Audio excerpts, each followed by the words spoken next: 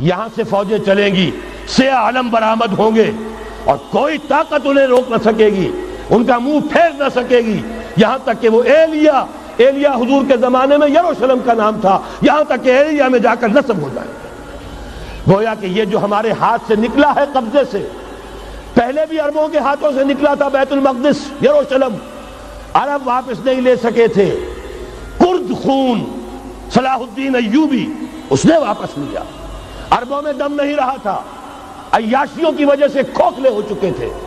میں تجھ کو بتاتا ہوں تقدیر امم کیا ہے، شمشیر و ثنا اول، طاؤس و رباب آخر۔ یہی وجہ ہے کہ تقریباً 20 صدی کے بعد ان کی حکومت ختم۔ آشمارا حق بود در خون بارت بر زمین بر زوال ملک مستعصم امیر المومنی، یہ ہوا کہ نہیں ہوا؟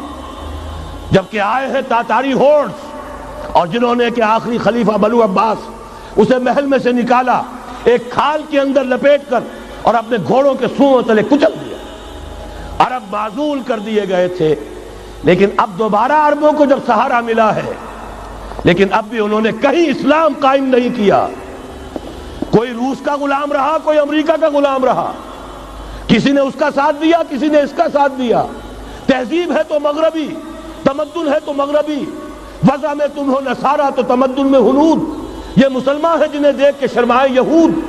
یہی معاملہ جب ان کا ہوا تو اب اللہ تعالیٰ کی طرف سے ان کے اوپر وہ عذاب کی بھٹی گرم ہونے والی ہے۔ لیکن اس کے بعد پھر یہاں سے جائیں گے وہ جو ان کی مدد کریں گے، اور یہ ایلیا کو واپس لینے والے یہ مشرق سے چلنے والے لشکر ہوں گے۔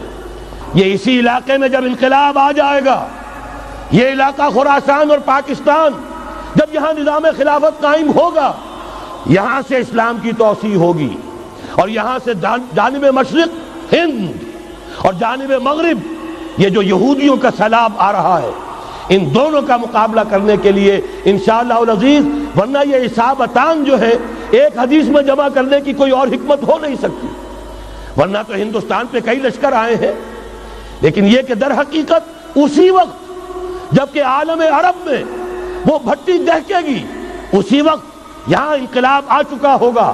ایک طرف یہاں سے مدد کے لیے لشکر جائیں گے کہ جو مسلمان عرب جو ہیں ان کی مدد کریں گے، حضرت مہدی کے جھنڈے تلے لڑیں گے، حضرت مہدی کی حکومت کو مستحکم کریں گے، یؤتون للمہدی۔ دوسری طرف وہ ہندوستان کی طرف پیش قدمی کریں گے، اور یہی سے جیسے اس وقت سیلاب نکلا تھا جزیرہ نما عرب سے، ایک داہنی طرف ایک بائیں طرف، ایران، افغانستان، ترکستان، ادھر مصر، لیبیا، الجزائر، مراکش، موریطانیہ، اسی طریقے سے انشاءاللہ اسی علاقے سے اس کا آغاز ہوگا اور بات آگے بڑھے گی۔ تو غرض اثر حاصل کیا ہے؟ یہ ہونا ہے، پچھلے آثار ثابت کر رہے ہیں کہ ہونا ہے، حضور کی احادیث بتا رہی ہے کہ یہی سے ہونا ہے۔ ہوا صرف یہ ہے ہم بھٹک گئے، ہمیں اپنی منزل یاد نہ رہی۔ میں تو بہرحال ان لوگوں میں سے ہوں جنہوں نے نعرے لگائے تھے پاکستان کا مطلب کیا، لا الہ الا اللہ۔ میں سن 46 میں یہاں حبیبیہ ہال میں قائد اعظم نے مسلم اسٹوڈنٹ فیڈریشن کے جس اجلاس کو خطاب کیا تھا، ضلع حصار سے جو 2 ڈیلیگیٹ آئے تھے ان میں سے ایک میں تھا۔ میں نے بہرحال اس تحریک میں بھی حصہ لیا ہے، ایک ننھے کارکن کی حیثیت سے لیا ہے، پھر حالات کو بدلتے اپنے آنکھوں سے دیکھا ہے، ہم کہاں سے کہاں جا پہنچے ہیں۔ ضرورت صرف اس بات کی ہے کہ آج ہمارا حال یہ ہے، ہماری قیادت، ہماری سیاست ان لوگوں کے ہاتھ میں ہے کہ وہ فریب خوردہ شاہی کے پلاح و کرگسوں میں اسے کیا خبر کہ کیا ہے، تب وہ تاب جاویدانہ، ان کی تہذیب مغربی، ان کی ذہنیت مغربی، ان کی وضاقتہ مغربی، ان کا تمدن مغربی، ان کی سوچ مغربی، ان کے سارے اطوار مغربی۔ حضرت عمر رضی اللہ تعالیٰ عنہ قائد خلافت ہے، بیت المقدس کا محاصرہ کیا گیا، فصیل بڑی اونچی، شہر اندر سے سیلف سفیشینٹ، حملے کا راستہ کوئی نہیں، محاصرہ طول کھینچ رہا ہے، لیکن ان کے پاس رسد بھی موجود ہے، پانی بھی موجود ہے، وہ دروازے بند کر کے بیٹھے ہوئے ہیں۔ بالآخر اللہ تعالیٰ کی مشیت کا ظہور کیسے ہوا؟ ان کے کچھ علماء آئے فصیل پر، کہا دیکھو مسلمانوں، تم قیامت تک بھی یہاں پڑے رہو گے محاصرہ کر کے، ہمارا یہ شہر فتح نہیں ہوگا۔ ہاں ایک درویش بادشاہ کے ہاتھوں یہ شہر فتح ہونا ہے، لیکن تمہارے اندر ہمیں وہ نظر نہیں آ رہا۔ ابو عبیدہ بن الجراح رضی اللہ تعالی عنہ امین هذه الامہ، ان کا فوراً ذہن گیا وہ درویش بادشاہ مدینے میں بیٹھا ہوا ہے عمر رضی اللہ تعالی۔ اب ایک اور عمر بھی ہے جو قندھار میں بیٹھا ہے، نقشہ وہی ہے، سادگی کی حد تک نقشہ وہی، بالکل وہی، اپنی آنکھوں سے دیکھا ہے وہی سادگی۔ عمر اول عمر ثانی تھے عمر بن عبدالعزیز۔ اب ایک اللہ کے فضل سے اللہ تعالیٰ ایدہ اللہ بنصرتہ، اللہ تعالیٰ ان کی نصرت فرمائے، دشمنوں کو ان کے مقابلے میں نیست و نابود کرے۔ انہوں نے ریکویسٹ بھیج دی کہ حضور تشریف لائیے، یہ شہر فتح ہو جائے گا۔ وہ ہے سفر تاریخی، اتنا طویل سفر، تقریباً 700 میل، ایک اونٹ، ایک خادم، ایک منزل پہ امیر المومنین اوپر بیٹھے، خادم آگے چل رہا ہے، اگلی منزل پہ خادم اوپر بیٹھا ہے، امیر المومنین آگے جا رہے ہیں۔ اور جب پہنچے ہیں تو وہ باری تھی خادم کی، انہوں نے ہاتھ جوڑ دیا، حضور خدا کے لیے تم کیا کہیں گے لوگ، وہ میرا برا حال کر دیں گے، تمہیں شرم نہیں آئی؟ امیر المومنین پیدل آگے چل رہے ہیں نکیل پکڑ کر، اور تم بیٹھے ہو اوپر براجمان ہو۔ حضرت عمر فرمایا الدور دورک، نہیں باری تمہاری ہے، بیٹھ۔ اس حال میں پہنچے ہیں، اور پھر یہ کہ ابو عبیدہ بن الجراح آئے ہیں، استقبال کیا ہے تو دیکھا ہے اس حال میں چلے آ رہے ہیں عمر، نکیل پکڑے ہوئے چلے آ رہے ہیں، اور کہتے ہیں کہ کہیں کیچڑ ویچڑ تھا، جوتے خراب ہو گئے تھے، وہ بھی اتار کے ہاتھ میں پکڑے ہوئے، کپڑے تو تھے ہی پھٹے ہوئے۔ انہوں نے کہا کہ حضرت ابو عبیدہ نے، دیکھیے یہ بڑا متمدن ملک ہے، بڑا مہذب علاقہ ہے یہ، آپ ذرا حلیہ اپنا درست فرما لیں تب جا کے پیش ہم آپ کو کریں گے۔ آپ نے فرمایا نحن قوم اعزنا اللہ بالاسلام، ہم وہ قوم ہیں جنہیں اللہ نے عزت دی ہے اسلام کے ذریعے سے، کپڑوں کے ذریعے سے نہیں، دولت کے ذریعے سے نہیں۔ اسی حال میں گئے ہیں، اوپر سے انہوں نے کھڑے ہو کر نشانیاں دیکھی ہیں، اپنی کتابیں کھولی، ہاں یہ وہی ہے، اچھا لو جی سرنڈر، شہر تمہارے ہاتھ میں۔ خون کا ایک قطرہ نہیں بہا اور بیت المقدس فتح ہو گیا۔ لیکن اس وقت حضرت عمر نے ایک نرمی یہ کی کہ یہودیوں کے لیے بھی اسے اوپن سٹی قرار دے دیا۔ یہ احسان عظیم حضرت عمر کا، اس سے پہلے یہودی آ ہی نہیں سکتا تھا، داخل ہی نہیں ہو سکتا تھا، وہاں وہ آ کر وزٹ نہیں کر سکتا تھا، زیارت نہیں کر سکتا تھا اپنے مقدس مقامات کی۔ حضرت عمر نے یوں سمجھیے کہ تقریباً 550 برس کے بعد ان کے لیے راستہ کھولا ہے کہ ہاں تم آ سکتے ہو، زیارت کر سکتے ہو۔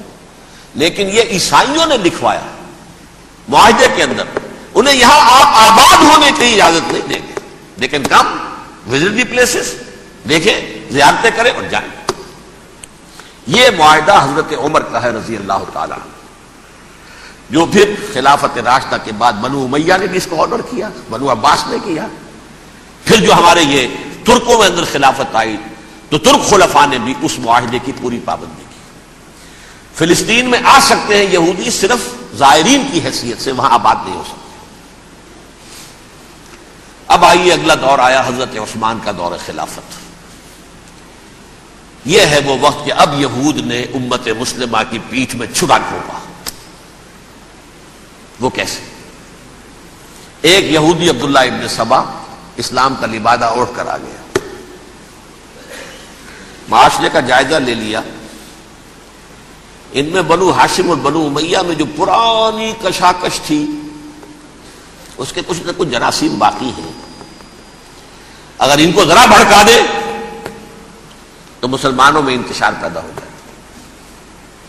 کہا یہ عثمان کون ہے؟ یہ تو بنو امیہ میں سے ہے، یہ حق تو بنو ہاشم کا ہے، خلافت ان کے پاس ہونی چاہیے، محمد کے تو رشتہ دار وہ ہے صلی اللہ علیہ وسلم۔ عوام الناس کے اندر بات پھیلنی شروع ہوئی، پھر ایک بڑی سازش کے انداز میں حضرت عثمان کے خلاف پروپیگنڈا، حضرت عثمان کے جو عاملین تھے، گورنر تھے، ان کے خلاف پروپیگنڈا، اور ایسی ہوشیاری کرتے تھے کہ کوفے میں کوفے کے حاکم کے خلاف کچھ نہیں کہنا، اجی مصر میں یہ ہو رہا ہے، اجی شام میں یہ ہو رہا ہے، اجی یہ جو عثمان ہے وہ یہ کر رہا ہے، یہ ظلم ہو رہا ہے، یہ لوٹ مار ہو رہی ہے، یہ خیانتیں ہو رہی ہیں۔ اب نہ تو اس زمانے میں مینز آف کمیونیکیشن، کیسے تصدیق کریں؟ افواہیں تو آپ آج کراچی کے اندر شروع ہو جائے تو پتہ نہیں چل سکتا کسی کو کہ کیا اس میں صداقت ہے کیا جھوٹ ہے. اور بری بات جو ہے فطرت انسانی کی کمزوری ہے وہ فوراً قبول کرتا ہے. کسی کے بارے میں اچھی بات ماننے کو تیار نہیں ہوتا لیکن بری بات تو فوراً تیار.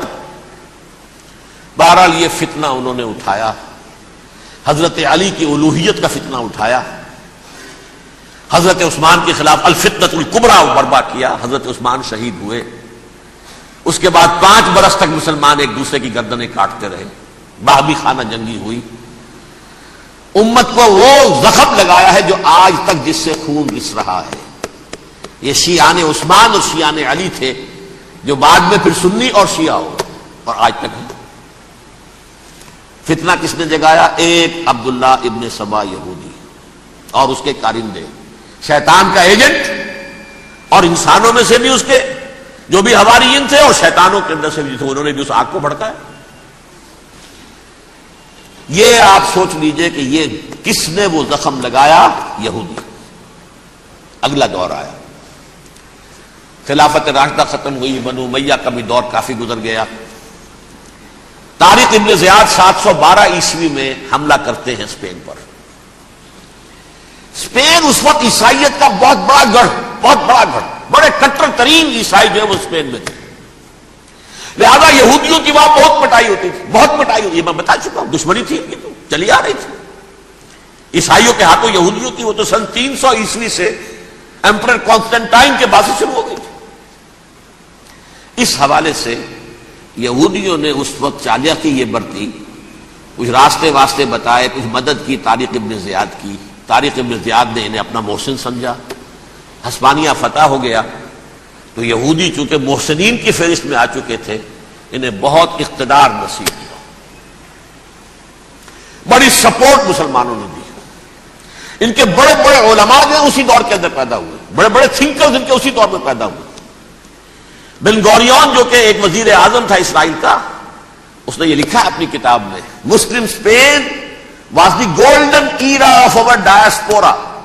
وہ ڈائسپورا جو 70 عیسوی سے شروع ہوا تھا اور 1917 عیسوی تک جاری رہا ہے، اس میں سے گولڈن ایرا ہمارا جو تھا وہ مسلم اسپین تھا. ہسپانیہ میں بیٹھ کر ہم نے عیش کیے. لیکن وہاں سے انہوں نے اور جو کچھ کیا، یہ تو داستان کے تو بہت سے گوشے ہیں، لیکن میں جس اسٹریٹ لائن میں چل رہا ہوں اس کے اعتبار سے ایک بات سمجھ لیجیے. وہاں بیٹھ کر انہوں نے اب عیسائیت کی پیٹھ میں چھڑا گھونپا، پروٹیسٹنٹ مذہب پیدا کیا، تقسیم کر دیا. جیسے شیعہ سنی کی تقسیم، عبداللہ ابن سبا، رومن کیتھولک اور پروٹیسٹنٹ کی تقسیم، یہودی علماء. ہوتا کیا تھا؟ ہسپانیہ کی یونیورسٹیاں ہیں، کارڈووا میں ہے، ٹولیڈو میں ہے، گریناڈا میں ہے، غرناطہ، قرطبہ، تولیتلا، اور وہاں آتے تھے لوگ. فرانس سے چلے آ رہے ہیں نوجوان پڑھنے کے لیے، جرمنی سے چلے آ رہے ہیں، اٹلی سے چلے آ رہے ہیں. 3 ہی ملک قریب ترین پڑھتے ہیں سینٹرل جو یورپ کے ہیں. یہاں پر جو ہے وہ اسلام جو نور پھیلا رہا تھا اس سے بھی مستفیض ہوئے. جہالت کے جو ہے پردے ان کے وہ چھٹے. اس کے ساتھ ہی وہ یہودی وہاں ان کے اندر جو جراثیم داخل کر رہے تھے وہ اس عیسائیت کے خلاف بغاوت تھی جو اس وقت دنیا میں.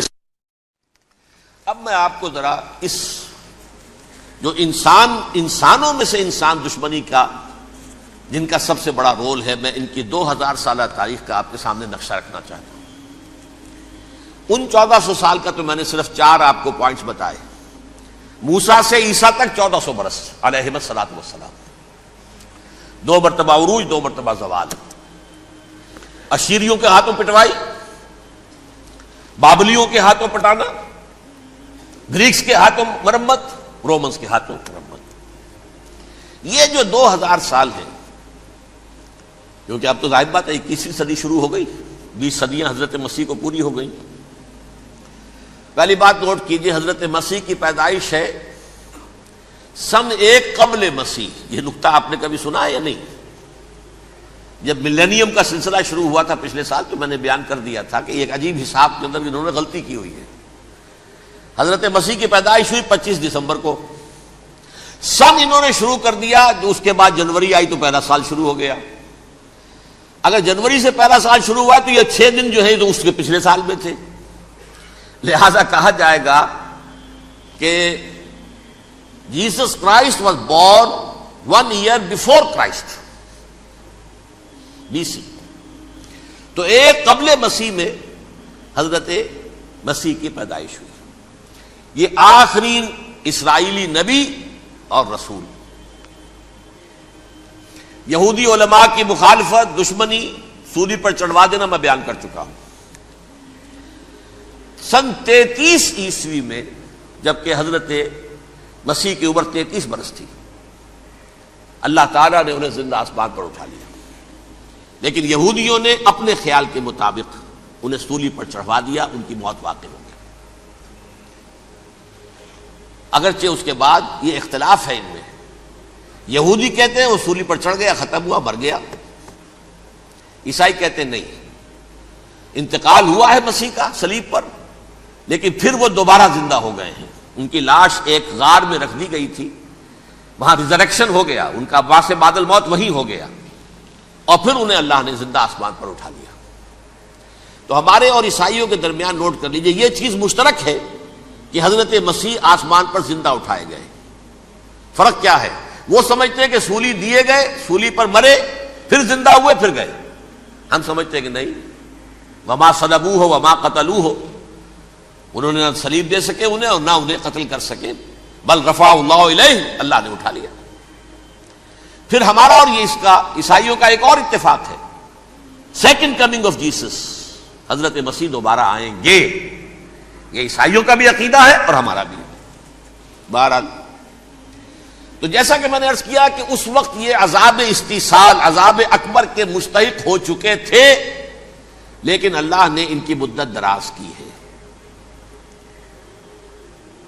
لیکن ان پر دنیاوی عذاب کا ایک کوڑا جو ہے اللہ تعالی کی طرف سے اسی وقت برسا. دنیاوی عذاب دنیا میں رہتے ہوئے ختم نہیں کیا. 37 برس بعد حضرت مسیح کے رفع سماوی کے 37 برس بعد سن 70 میں یہودیوں نے بغاوت کی رومیوں کے خلاف. رومی ٹائٹس جنرل تھا ایک، اس نے پھر جو حملہ کیا ہے، 1,33,000 یہودی ایک دن میں قتل کیا یروشلم میں، اور ہیکل سلیمانی گرا دیا. وہ ہیکل پہلے بھی گرا تھا، پہلے 1400 سال کے دوران میں بھی نبوکڈنیزر نے گرایا تھا، لیکن پھر اس کے 150 سال بعد انہوں نے دوبارہ بنا لیا تھا، اس لیے وہ اسے سیکنڈ ٹیمپل کہتے ہیں. پہلا ٹیمپل جو حضرت سلیمان نے بنایا تھا، نبوکڈنیزر نے گرا دیا 587 قبل مسیح میں، پھر دوبارہ انہوں نے 150 سال کے بعد بنا لیا. وہ اس تاریخ کا حصہ ہے، میں نے جس کے بارے میں آپ کو تفصیل نہیں بتائی. اس میں یہ ہوا سن 70 میں وہ گرا دیا گیا، وہ آج تک گرا پڑا ہوا ہے. نمبر 2 یہ کہہ دیا گیا کہ یہودیوں اس ارض فلسطین سے نکل جاؤ، تم یہاں نہیں رہ سکتے ہو. لہذا جس کا جہاں سینگ سمایا چلا گیا. یورپ میں چلے گئے، ایشیا میں آ گئے، عرب میں آ گئے. یہ 3 قبیلے جو رات بھی میں نے عرض کیا تھا، بنو قینقاع، بنو نذیر اور بنو قریظہ، یہ وہاں سے آ کے مدینے میں آباد ہو گئے. جس کا جہاں سینگ سمایا، افریقہ میں، ہندوستان میں، جہاں چلے گئے. ڈایاسپورا اسے کہتے ہیں، وہ آپ نوٹ کر لیجیے اس لفظ ڈایاسپورا. ہمارا دور انتشار، جبکہ ہمیں ہماری اصل سرزمین تو فلسطین ہے، حضرت ابراہیم کا مسکن، حضرت اسحاق، حضرت یعقوب کا مسکن فلسطین، یہ ہے ہماری اصل جاگیر، یہ تو ہماری جدی پشتی جاگیر ہے. لیکن یہاں سے نکال دیے گئے سن 70 عیسوی میں، اور وہاں سے لے کے 1917 تک ان کا ڈایاسپورا جاری رہا. یہ دور انتشار ہے. اس دور انتشار کے اب چند حصے ہیں جس کو میں چاہتا ہوں کہ آپ علیحدہ علیحدہ سمجھ لیں. دور انتشار کا جو پہلا جو ہے تقریباً 300 برس رومی حکمران تھے. وہ یہودیوں کے بھی دشمن تھے اور عیسائیوں کے بھی دشمن تھے. عیسائی اور یہودی ایک دوسرے کے بھی دشمن تھے،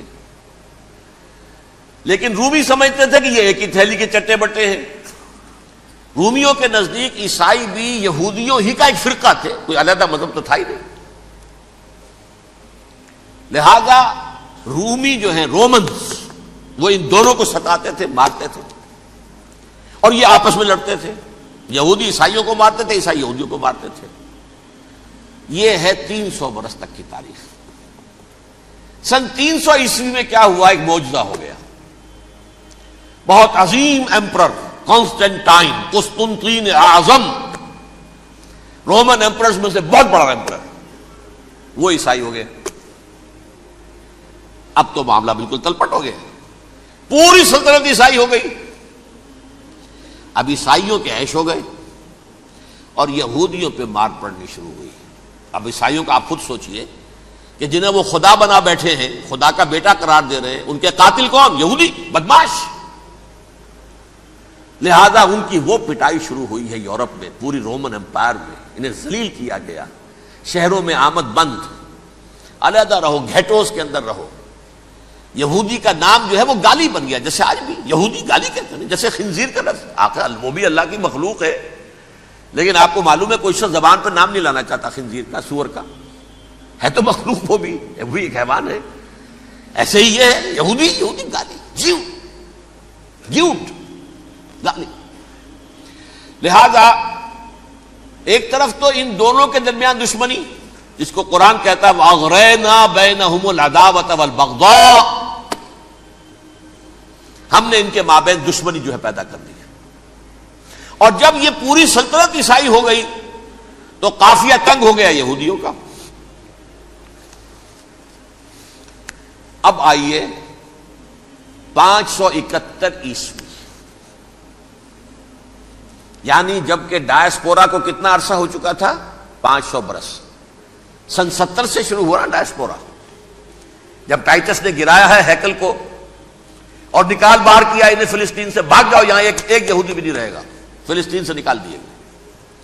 اس کے پورے 500 برس بعد سن 571 عیسوی میں حضور کی پیدائش ہوئی، ولادت باسعادت محمد رسول اللہ صلی اللہ علیہ وسلم. 610 میں آپ پر وحی کا آغاز ہوا. لیکن حضور کے ساتھ ان کا معاملہ کیا رہا؟ اول تو جب کہ حضور ابھی مکے ہی میں تھے، یہودیوں نے ریشہ دوانیاں شروع کر دی حضور کے خلاف. قریش مکہ کو سکھاتے تھے، پڑھاتے تھے، ان سے یہ پوچھو، ان سے یہ پوچھو، انہیں اس طرح تنگ کرو، ان سے یہ امتحان لو. یہ آپ کے علم میں ہے. سورہ بنی اسرائیل میں، سورہ کہف میں وہ سوالات جو امتحانی سوالات آئے تھے، ذوالقرنین کون تھا، اصحاب کہف کون تھے، تم رسول بنے پھرتے ہو تو بتاؤ، اور یہ روح کی حقیقت کیا بتاؤ. یہ ساری ریشہ دوانیاں کر رہے تھے بیٹھے ہوئے ابھی وہیں پر. حضور ابھی پہنچے بھی نہیں. ہجرت فرما کر حضور تشریف لے آئے تو حضور نے، جسے ماسٹر سٹروک کہا جائے گا، یعنی اسٹیٹس مین شپ کا ماسٹر سٹروک، آپ نے مدینے میں آتے یہودیوں کے ساتھ پیکٹ کر دیا، جوائنٹ ڈیفنس پیکٹ آف مدینہ، کہ اگر مکے والے ہم پر حملہ کریں گے تو ہم مل جل کر ایک قوم کی حیثیت سے مقابلہ کریں گے. یہ میثاق مدینہ کہلاتا ہے، جس کے بہت غلط معنی پہنائے جا رہے ہیں آج کل. بہرحال میں موضوع میرا چونکہ یہ نہیں، میں ادھر نہیں جاؤں گا. لیکن ہوا کیا؟ ہر مرتبہ یہ خیانت کے مرتکب ہوئے. ان نے جو عہد کیے تھے ان سے پھرے. اندر ہی اندر سازش، ریشہ دوانی، حضور کی بدترین دشمنی. سورہ نساء کی آیت نمبر 12 میں 14 میں 13 میں فرمایا ہے لا تزال تطلع علی خائنۃ منہم. اے نبی، ہمیشہ آپ کے علم میں ان کی طرف سے خیانتیں، بددیانتیاں آتی رہیں گی. اور بار بار وہ مسلسل جنگ کی آگ بھڑکاتے تھے. قریش کو دعوت دیتے، آؤ آؤ آؤ، ہم اندر سے بغاوت کر دیں گے، تم آؤ تو صحیح، ختم کریں محمد کو اور اہل ایمان کو صلی اللہ علیہ وسلم ورضی اللہ تعالی عنہم اجمعین. لیکن پھر جب وہ آتے تھے تو یہ دبک جاتے تھے، ان میں ہمت نہیں تھی. میدان کے مرد نہیں رہے تھے.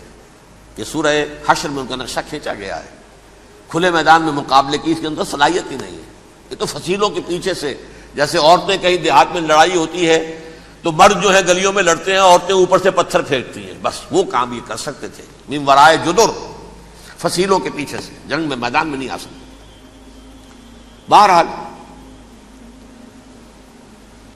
قرآن مجید میں ہے یہ سورہ مائدہ کی آیت نمبر 64 کلما اوقدوا نارا للحرب اطفاها اللہ. اکثر و بیشتر مواقع پر تو یہ جب آگ بھڑکاتے تھے جنگ کی، اللہ اسے بجھا دیتا تھا. لیکن بہرحال اس کے باوجود جنگیں ہوئی، غزوہ بدر، غزوہ احد ہوئی کہ نہیں؟ یہ ساری اصل شرارت نہیں. اور اس کے نتیجے میں حضور نے پھر ایک ایک کر کے 3 قبیلوں کو سزا دی. غزوہ بدر کے فوراً بعد بنو قینقاع نکالے گئے مدینے سے، غزوہ احد کے فوراً بعد بنو نذیر نکالے گئے، اور غزوہ احزاب کے بعد بنو قریظہ نکال دیے گئے. یہ تو میں نے آپ کے سامنے رکھ دیا صرف حضور کے زمانے میں ان کا کیا رویہ رہا. دشمن رات بھی ہم نے وہ آیت پڑھی تھی، لَتَجِدَنَّ أَشَدَّ النَّاسِ عَدَاوَةً لِلَّذِينَ آمَنُوا الْيَهُودُ وَالَّذِينَ أَشْرَكُوا. اہل ایمان کی دشمنی میں شدید ترین تم پاؤ گے یہودیوں کو اور مشرکین. مشرکین بھی بعد میں ہے، پہلے یہودی. حضور کے بعد کیا ہوا اب یہ نوٹ کیجئے، یہ ان کی تاریخ کا دوسرا دور ہے. حضرت عمر رضی اللہ تعالیٰ عنہ کا عہد خلافت ہے. بیت المقدس کا محاصرہ کیا گیا، فصیل بڑی اونچی، شہر اندر سے سیلف سفیشینٹ، حملے کا راستہ کوئی نہیں. محاصرہ طول کھینچ رہا ہے لیکن ان کے پاس رسد بھی موجود ہے، پانی بھی موجود ہے، وہ دروازے بند کر کے بیٹھے ہوئے ہیں. بالآخر اللہ تعالیٰ کی مشیت کا ظہور کیسے ہوا؟ ان کے کچھ علماء آئے فصیل پر، کہا دیکھو مسلمانوں، تم قیامت تک بھی یہاں پڑے رہو گے محاصرہ کر کے، ہمارا یہ شہر فتح نہیں ہوگا. ہاں ایک درویش بادشاہ کے ہاتھوں یہ شہر فتح ہونا ہے، لیکن تمہارے اندر ہمیں وہ نظر نہیں آ رہا. ابو عبیدہ بن الجراح رضی اللہ تعالی عنہ امین هذه الامہ، ان کا فوراً ذہن گیا وہ درویش بادشاہ مدینے میں بیٹھا ہوا ہے عمر رضی اللہ تعالی. اب ایک اور عمر بھی ہے جو قندھار میں بیٹھا ہے. نقشہ وہی ہے، سادگی کی حد تک نقشہ وہی، بالکل وہی، اپنی آنکھوں سے دیکھا ہے وہی سادگی. عمر اول عمر ثانی تھے عمر بن عبد العزیز. اب ایک اللہ کے فضل سے اللہ تعالیٰ ایدہ اللہ بنصرتہ، اللہ تعالیٰ ان کی نصرت فرمائے، دشمنوں کو ان کے مقابلے میں نیست و نابود کرے. انہوں نے ریکویسٹ بھیج دی کہ حضور تشریف لائیے، یہ شہر فتح ہو جائے گا. وہ ہے سفر تاریخی، اتنا طویل سفر، تقریباً 700 میل، ایک اونٹ، ایک خادم، ایک منزل پہ امیر المومنین اوپر بیٹھے، خادم آگے چل رہا ہے، اگلی منزل پہ خادم اوپر بیٹھا ہے، امیر المومنین آگے جا رہے ہیں. اور جب پہنچے ہیں تو وہ باری تھی خادم کی. انہوں نے ہاتھ جوڑ دیا، حضور خدا کے لیے تم کیا کہیں گے لوگ، وہ میرا برا حال کر دیں گے، تمہیں شرم نہیں آئی؟ امیر المومنین پیدل آگے چل رہے نکیل پکڑ کر، اور تم بیٹھے ہو اوپر براجمان ہو. حضرت عمر فرمایا الدور دورک، نہیں باری تمہاری ہے، بیٹھ. اس حال میں پہنچے ہیں. اور پھر یہ کہ ابو عبیدہ بن الجراح آئے ہیں، استقبال کیا ہے تو دیکھا ہے اس حال میں چلے آ رہے ہیں. عمر نکیل پکڑے ہوئے چلے آ رہے ہیں، اور کہتے ہیں کہ کہیں کیچڑ ویچڑ تھا، جوتے خراب ہو گئے تھے، وہ بھی اتار کے ہاتھ میں پکڑے ہوئے، کپڑے تو تھے ہی پھٹے ہوئے. انہوں نے کہا بھی حضرت ابو عبیدہ نے، دیکھیے یہ بڑا متمدن ملک ہے، بڑا مہذب علاقہ ہے، یہ آپ ذرا حلیہ اپنا دوست فرما لیں تب جا کے پیش ہم آپ کو کریں گے. آپ نے فرمایا نحن قوم اعزنا اللہ بالاسلام، ہم وہ قوم ہیں جنہیں اللہ نے عزت دی ہے اسلام کے ذریعے سے، کپڑوں کے ذریعے سے نہیں، دولت کے ذریعے سے نہیں. اسی حال میں گئے ہیں. اوپر سے انہوں نے کھڑے ہو کر نشانیاں دیکھی ہیں، اپنی کتابیں کھولی، ہاں یہ وہی ہے. اچھا لو جی سرنڈر، شہر تمہارے ہاتھ میں. خون کا ایک قطرہ نہیں بہا اور بیت المقدس فتح ہو گیا. لیکن اس وقت حضرت عمر نے ایک نرمی یہ کی کہ یہودیوں کے لیے بھی اسے اوپن سٹی قرار دے دیا. یہ احسان عظیم حضرت عمر کا. اس سے پہلے یہودی آ ہی نہیں سکتا تھا، داخل ہی نہیں ہو سکتا تھا، وہاں وہ آ کر وزٹ نہیں کر سکتا تھا، زیارت نہیں کر سکتا تھا اپنے مقدس مقامات کی. حضرت عمر نے یوں سمجھیے کہ تقریباً 550 برس کے بعد ان کے لیے راستہ کھولا ہے کہ ہاں تم آ سکتے ہو، زیارت کر سکتے ہو. لیکن یہ عیسائیوں نے لکھوایا معاہدے کے اندر، انہیں یہاں آپ آباد ہونے کی اجازت نہیں دیں گے، لیکن کم وزٹ دی پلیسز، دیکھیں زیارتیں کریں اور جائیں. یہ معاہدہ حضرت عمر کا ہے رضی اللہ تعالی. جو پھر خلافت راشدہ کے بعد بنو امیہ نے بھی اس کو آرڈر کیا، بنو عباس نے کیا. پھر جو ہمارے یہ ترکوں میں اندر خلافت آئی تو ترک خلفاء نے بھی اس معاہدے کی پوری پابندی کی. فلسطین میں آ سکتے ہیں یہودی صرف زائرین کی حیثیت سے، وہاں آباد نہیں ہو سکتے. اب آئیے اگلا دور آیا حضرت عثمان کا دور خلافت. یہ ہے وہ وقت کہ اب یہود نے امت مسلمہ کی پیٹھ میں چھرا گھونپا. وہ کیسے؟ ایک یہودی عبداللہ ابن سبا اسلام کا لبادہ اوڑھ کر آ گیا، معاشرے کا جائزہ لے لیا. ان میں بنو ہاشم اور بنو امیہ میں جو پرانی کشاکش تھی اس کے کچھ نہ کچھ جراثیم باقی ہیں. اگر ان کو ذرا بھڑکا دے تو مسلمانوں میں انتشار پیدا ہو جائے. کہا یہ عثمان کون ہے؟ یہ تو بنو امیہ میں سے ہے، یہ حق تو بنو ہاشم کا ہے، خلافت ان کے پاس ہونی چاہیے، محمد کے تو رشتہ دار وہ ہے صلی اللہ علیہ وسلم. عوام الناس کے اندر بات پھیلنی شروع ہوئی. پھر ایک بڑی سازش کے انداز میں حضرت عثمان کے خلاف پروپیگنڈا، حضرت عثمان کے جو عاملین تھے، گورنر تھے، ان کے خلاف پروپیگنڈا، اور ایسی ہوشیاری کرتے تھے کہ کوفے میں کوفے کے حاکم کے خلاف کچھ نہیں کہنا. اجی مصر میں یہ ہو رہا ہے، اجی شام میں یہ ہو رہا ہے، اجی یہ جو عثمان ہے وہ یہ کر رہا ہے، یہ ظلم ہو رہا ہے، یہ لوٹ مار ہو رہی ہے، یہ خیانتیں ہو رہی ہیں. اب نہ تو اس زمانے میں مینز آف کمیونیکیشن، کیسے تصدیق کریں؟ افواہیں تو آپ آج کراچی کے اندر شروع ہو جائے تو پتہ نہیں چل سکتا کسی کو کہ کیا اس میں صداقت ہے کیا جھوٹ ہے. اور بری بات جو ہے فطرت انسانی کی کمزوری ہے، وہ فوراً قبول کرتا ہے. کسی کے بارے میں اچھی بات ماننے کو تیار نہیں ہوتا، لیکن بری بات تو فوراً تیار ہے. بہرحال یہ فتنہ انہوں نے اٹھایا، حضرت علی کی الوہیت کا فتنہ اٹھایا، حضرت عثمان کے خلاف الفتنۃ الکبریٰ برپا کیا. حضرت عثمان شہید ہوئے. اس کے بعد 5 برس تک مسلمان ایک دوسرے کی گردنیں کاٹتے رہے، باہمی خانہ جنگی ہوئی. امت کو وہ زخم لگایا ہے جو آج تک جس سے خون رس رہا ہے.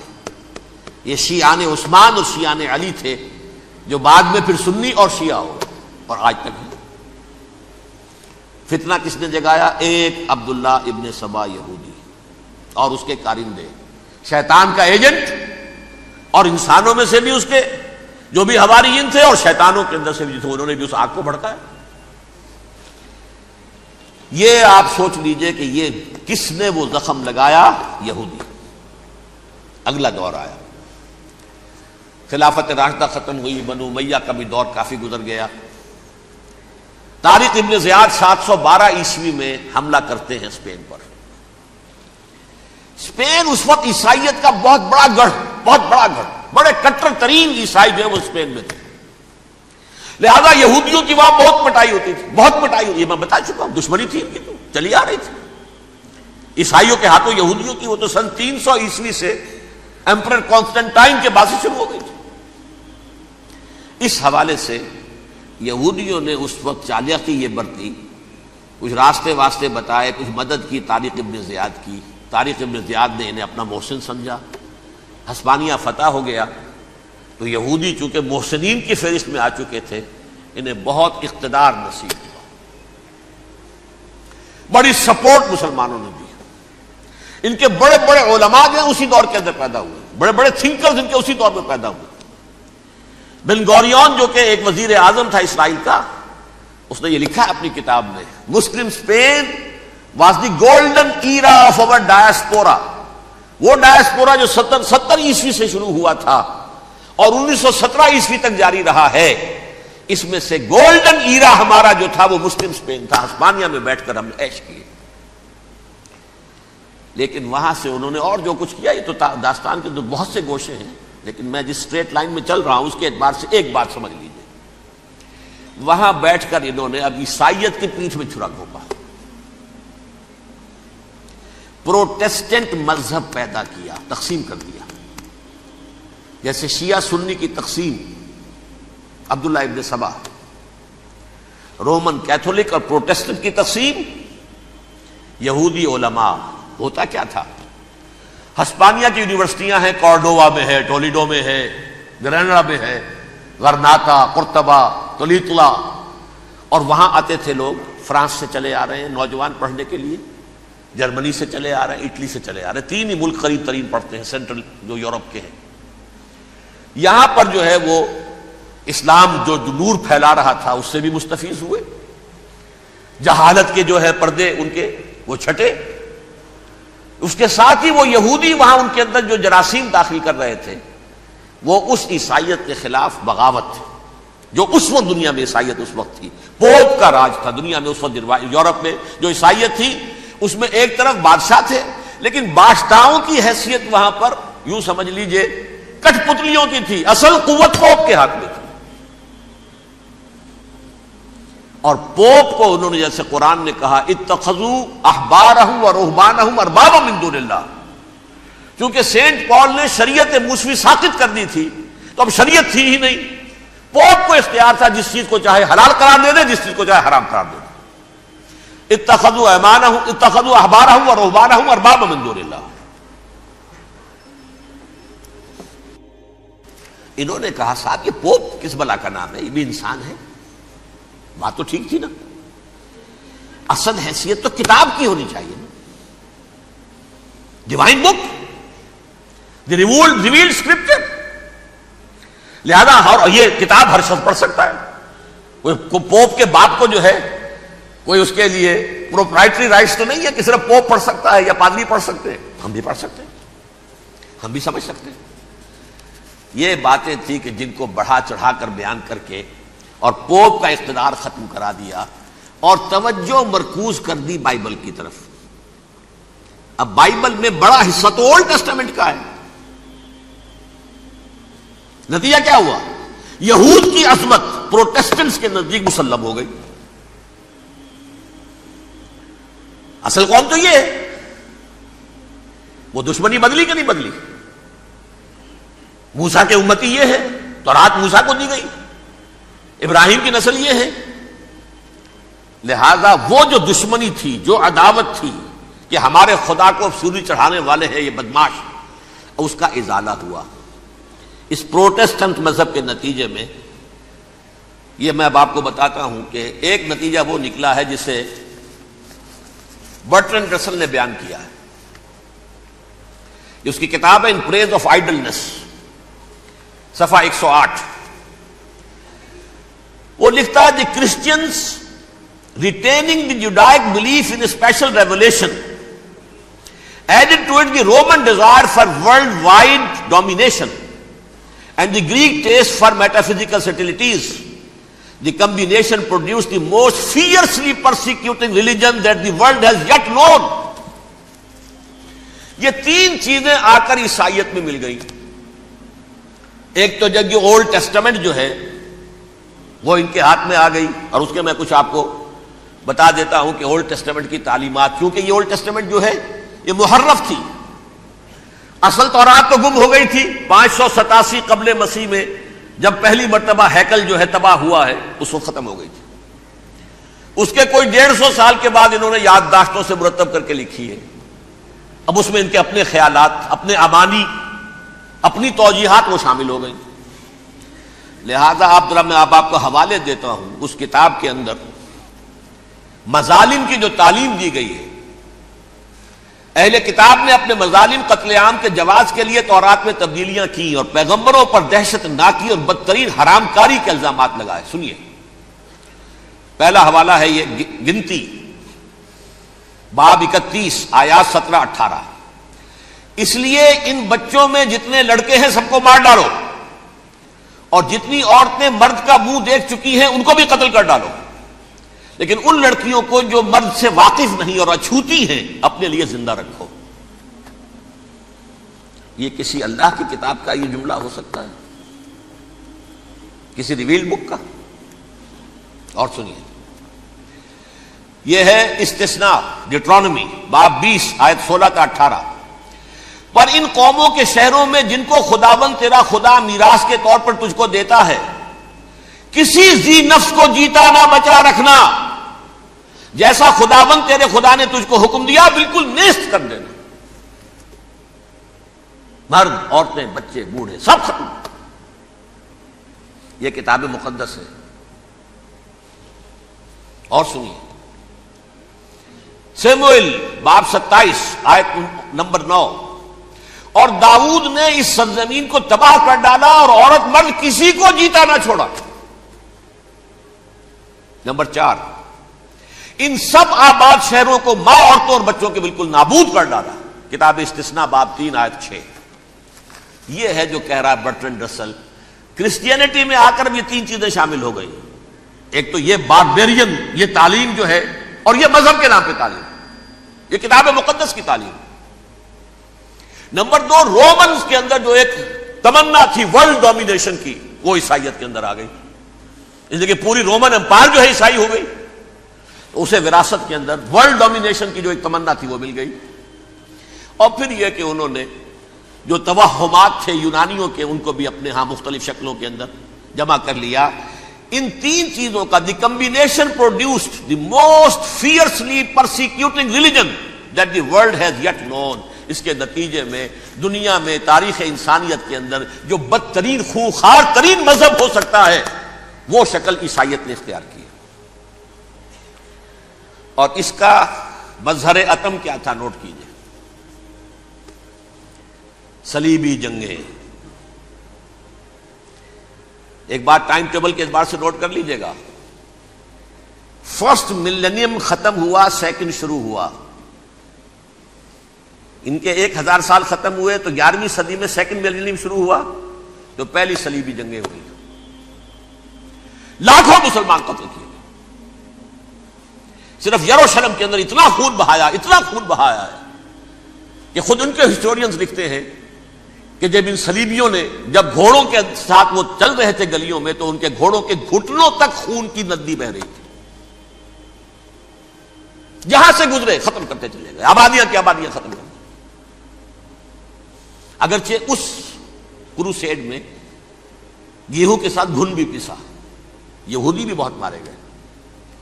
یہ فرانس سے، جرمنی سے جب یہ کروسیڈرز آ رہے تھے، 3000 میل کا سفر طے کر کے آئے تھے، سوچئے تو صحیح۔ اربن ثانی پوپ جو تھا، آگ لگا دی تھی اس نے پورے یورپ کے اندر، شرم سے ڈوب مرو، تمہارے مقدس علاقے مسلمانوں کے ہاتھ میں، انفیڈلز، یہ کافر، یہ مرتد، یہ ملحد۔ مسیح جہاں پیدا ہوا، مسیح کو جہاں سولی دی گئی، وہ کہاں ہے؟ ان کے ہاتھ میں۔ وہ آگ لگائی ہے، 3000 میل کا فاصلہ طے کر کے یہ قومیں آئی ہیں وہاں، اور جو تباہی مچائی ہے انہوں نے، تاریخ انسانی میں ایسی بربریت کی کوئی مثال۔ اور یہ ان کے اپنے ہسٹورینز لکھتے ہیں، شرم کے مارے ایسے محسوس ہوتا ہے جیسے ان کی گردنیں جھکی۔ میرا دل برماہی نہیں آیا،